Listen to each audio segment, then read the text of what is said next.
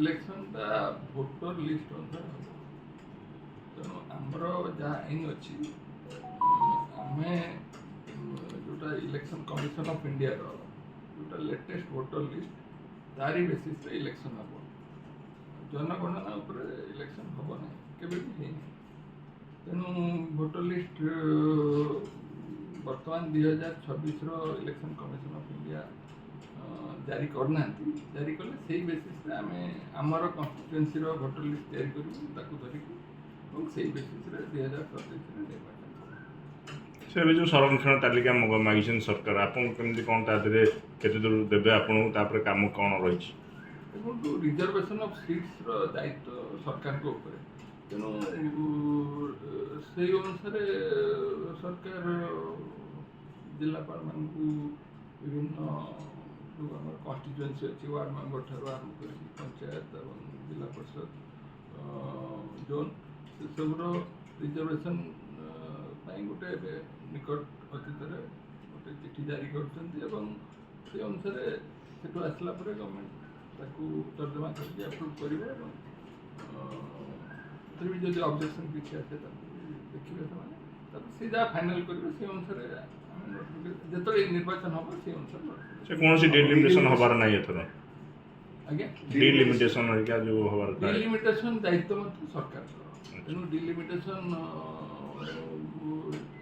Normally delimitation ଗୋଟେ ନୂଆ population census ଭିତରେ ହେବ, ମୋତେ ଲାଗୁନି ସରକାର ଏହା ଉପରେ କ'ଣ ନିଷ୍ପତ୍ତି ନେବେ। କିନ୍ତୁ ଯେହେତୁ କିଛି ନୂଆ ସେନ୍ସସ୍ ଆସିନାହିଁ 2011 ପରଠାରୁ, ବୋଧହୁଏ ହେଇନପାରେ, ତେବେ ସରକାରଙ୍କ ଉପରେ ଏହା ନିଷ୍ପତ୍ତି ରହୁଛି। କିନ୍ତୁ ସେ ରିଜର୍ଭେସନ୍ ଏବଂ ଡିଲିମିଟେସନ୍ ଏଇ ଦୁଇଟା ଦାୟିତ୍ୱ ହେଉଛି ସରକାରଙ୍କର। ତେଣୁ ପ୍ରଥମେ ଡିଲିମିଟେସନ୍ ହୁଏ, ତାପରେ ରିଜର୍ଭେସନ୍ ହୁଏ। ଯେହେତୁ ରିଜର୍ଭେସନ୍ ଚିଠି ଜାରି ହେଲାଣି, ଭାବୁଛି ଡିଲିମିଟେସନ୍ ହେଇନପାରେ। ଏହାପରେ ସାର୍ ଆଉ ଇଲେକ୍ସନ କମିଶନଙ୍କ କାମ କ'ଣ ରହିଛି କେତେ ଦୂର ଇଲେକ୍ସନ କରିବା ପାଇଁ? ଆମର ପ୍ରକ୍ରିୟା କାମ ତ ଇଲେକ୍ସନ କରିବା, ସବୁ କାମ ତ ଅଛି। ଏଇ ଯେଉଁ ଦୁଇଟା କାମ ସେଇଟା ସରିଲା ପରେ ଅନ୍ୟ କାମଟା ଏହାପରେ କ'ଣ ପ୍ରକ୍ରିୟା ସାର୍?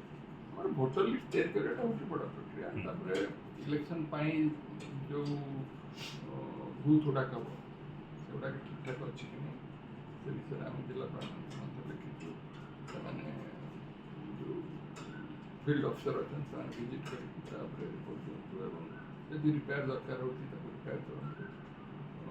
ତା ଛଡ଼ା ଇଲେକ୍ସନ ମେଟେରିଆଲ୍ ବ୍ୟାଲଟ୍ ବକ୍ସ ହେଲା, ଇଭିଏମ୍ ହେଲା, ଅଲଗା ଯେଉଁ ମେଟେରିଆଲ୍ ଦରକାର ବ୍ୟାଲଟ୍ ପେପର ଏସବୁ ପାଇଁ ମଧ୍ୟ ଆମର କାର୍ଯ୍ୟ ଆରମ୍ଭ। ଏଥର ସାର୍ ବ୍ୟାଲଟ୍ ପେପର ହେବ ନା ଇଭିଏମ୍ ୟୁଜ୍ କରାଯିବ ପଞ୍ଚାୟତ ନିର୍ବାଚନ? ପଞ୍ଚାୟତ ନିର୍ବାଚନ ଆମର ବ୍ୟାଲଟ୍ ପେପର ରହୁଛି, ଆଉ ସହରାଞ୍ଚଳ ନିର୍ବାଚନ ଆମର ଇଭିଏମ୍। ରିଜର୍ଭେସନଟା ଯେଉଁ ରୋଟେସନ୍ ପ୍ରକ୍ରିୟା କେତେ ନା ଆରମ୍ଭ ହେଇନି। ଆମେ ଯେହେତୁ ଇଲେକ୍ସନ କମିଶନ ଅଫ୍ ଇଣ୍ଡିଆର ଭୋଟର ଲିଷ୍ଟ ବ୍ୟବହାର କରିବୁ, ସେମାନେ 2026ର ଭୋଟର ଲିଷ୍ଟ ବର୍ତ୍ତମାନ ଯାଏ ଜାରି କରିନାହାନ୍ତି। ଯାହା ଆମେ ପାଉଛୁ ସୂଚନା, ଯେଉଁ SIR ହେବ, SIR ଆଗାମୀ କିଛି ଦିନ ଭିତରେ ହେବାର ଅଛି, ତାପରେ ଭୋଟର ଲିଷ୍ଟଟା ଜାରି କରିବେ। ସେଇ ଭୋଟର ଲିଷ୍ଟ ନେଇକି ଆମେ ଆମର କନଷ୍ଟିଚୁଏନ୍ସି ୱାଇଜ୍ ଭୋଟର ଲିଷ୍ଟ ଭାଗ କରିବୁ। ମାନେ କାରଣ ତାଙ୍କର ଯେଉଁ କନଷ୍ଟିଚୁଏନ୍ସି ଅଛି, ଆସେମ୍ବଲି କନଷ୍ଟିଚୁଏନ୍ସି ଅଛି, ଆସେମ୍ବଲି ବୁଥ୍ ଅଛି। ଆମର କନଷ୍ଟିଚୁଏନ୍ସି ହେଉଛି ୱାର୍ଡ଼ ମେମ୍ବର, ସରପଞ୍ଚ, ପଞ୍ଚାୟତ, ତାପରେ ଜିଲ୍ଲା ପରିଷଦ ମେମ୍ବର ଇତ୍ୟାଦି। ସେମିତି ପୌରାଞ୍ଚଳରେ ୱାର୍ଡ଼ ଭିତରେ ପୁଣି ବୁଥ୍ ଅଛି। ତେଣୁ ଇଲେକ୍ସନ କମିଶନ ଅଫ୍ ଇଣ୍ଡିଆର ଯେଉଁ ବୁଥ୍ ଗୁଡ଼ାକ, ଆମର ସେଇ ବୁଥ୍ ମାନେ ସେଇ ଭୋଟର ଲିଷ୍ଟଟା ଆମର କାମ କରିବ ନାହିଁ।